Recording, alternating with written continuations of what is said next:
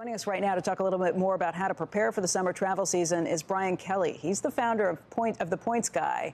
And I don't want to talk about points or even how to find a cheap flight this time around, Brian. I want to talk about whether you should feel confident when you book that flight that you are actually going to be on that flight, because I think that's the bigger question. Phil laid this out at the top.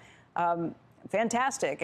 If you know you want to go somewhere, that's great. But if you get burned, as a lot of people have been getting burned, it means you're not going to want to plan that vacation, that next vacation. And it definitely means as a business traveler, you're going to think long and hard, because if you get canceled or delayed, then that trip that was going to be a 24-hour or 48-hour trip and then get back becomes a nightmare. And it's something that people are going to put off. When does this come back to really bite the airlines?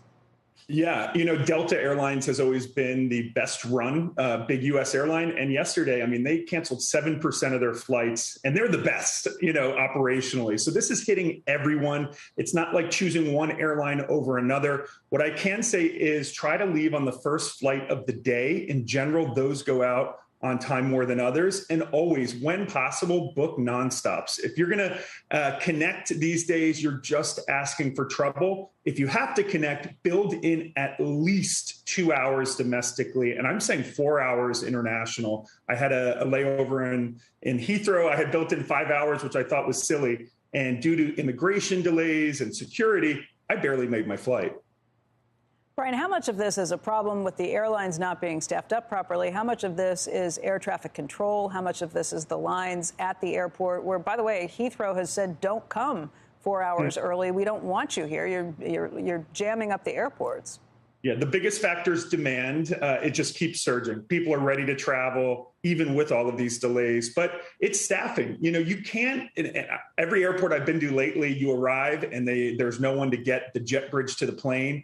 So it's the airport authorities, it's the airlines, and it's COVID. There's still a lot of employees who are calling out and need to be out for 10 days catching this current wave of COVID. So it's not going to get better anytime soon.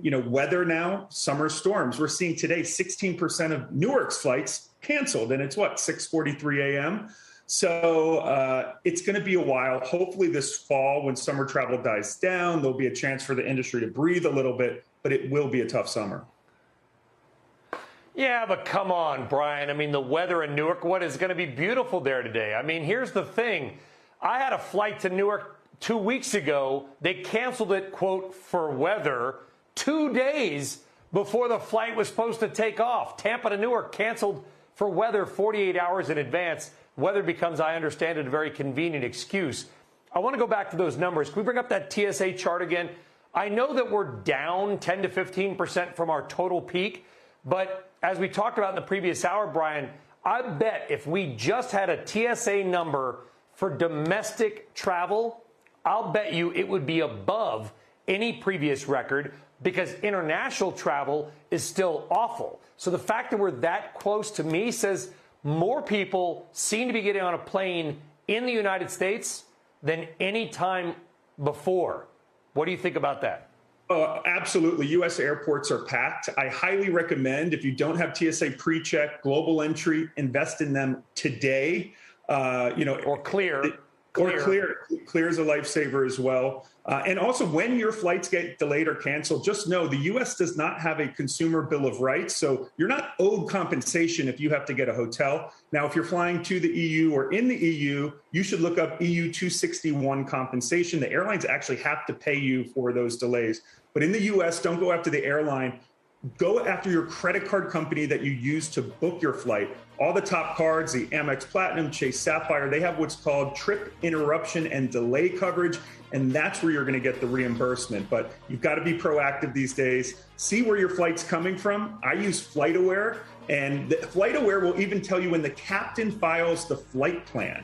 That means you're probably actually going to take off. So if that's not happening, the plane's not at the gate because the incoming flight is delayed, you've got to be proactive. Rebook yourself on an alternate flight. Don't wait for your flight to get canceled.